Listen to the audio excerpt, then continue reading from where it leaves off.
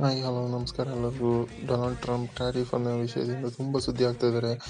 ಇವರು ಏನೇ ಟ್ಯಾರಿಫ್ ಮಾಡಿದ್ರು ಇಂಡಿಯನ್ ಮಾರ್ಕೆಟಲ್ಲಿ ಲೋಕಲ್ ಸ್ಟಾಕ್ಸ್ಗೆ ಇದೇನೇ ಎಫೆಕ್ಟ್ ಆಗಲ್ಲ. ಬಟ್ ಜಸ್ಟ್ ಫ್ರಮ್ ದಿಸ್ ರೀಸನ್ನಿಂದ ಇದು ತುಂಬ ಡೌನ್ ಗ್ರೇಡ್ ಆಗ್ತಾಯಿದೆ. ಒಳ್ಳೊಳ್ಳೆ ಸ್ಟಾಕ್ಸು ತುಂಬ ರೀಸನಬಲ್ ಪ್ರೈಸಿಗೆ ಸಿಗ್ತಾ ಇದೆ, ತುಂಬ ಡೌನಲ್ಲಿ ಒಳ್ಳೆ ಪ್ರೈಸಿಗೆ ಸಿಗ್ತಾ ಇದೆ. ಮಿಸ್ ಮಾಡ್ಕೊಬಿಡಿ ಇಂಥ ಚಾನ್ಸು.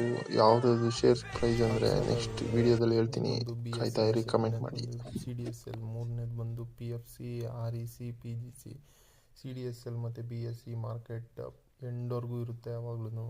ಮತ್ತು R E C, P F C, P G C ಬಂದು ಇವೆಲ್ಲ ಎನರ್ಜಿ ಸ್ಟಾಕ್ಸು. ಸೊ ಇದಕ್ಕೆ ತುಂಬ ಡಿಮ್ಯಾಂಡ್ ಇದೆ. ಇದೆಲ್ಲ ತುಂಬ ಲೋಕಲ್ ಮೇಲೆ ಡಿಪೆಂಡ್ ಆಗಿರೋದ್ರಿಂದ ಈ 5 ಸ್ಟಾಕ್ಸು ತುಂಬ ಬೇಡಿಕೆ ಇದೆ, ಒಳ್ಳೆ ಪ್ರೈಸಲ್ಲಿ ಸಿಗ್ತಾಯಿದೆ. ಬಿ ಎಸ್ ಸಿ ಒಂದು ಸ್ವಲ್ಪ ಜಾಸ್ತಿ ಇದೆ. ಅದು ಬಿಟ್ಟರೆ C D S L, P F C, R E C, P G C ಇದೆಲ್ಲ ಒಳ್ಳೆ ವ್ಯಾಲಿಡೇಷನಲ್ಲಿದೆ.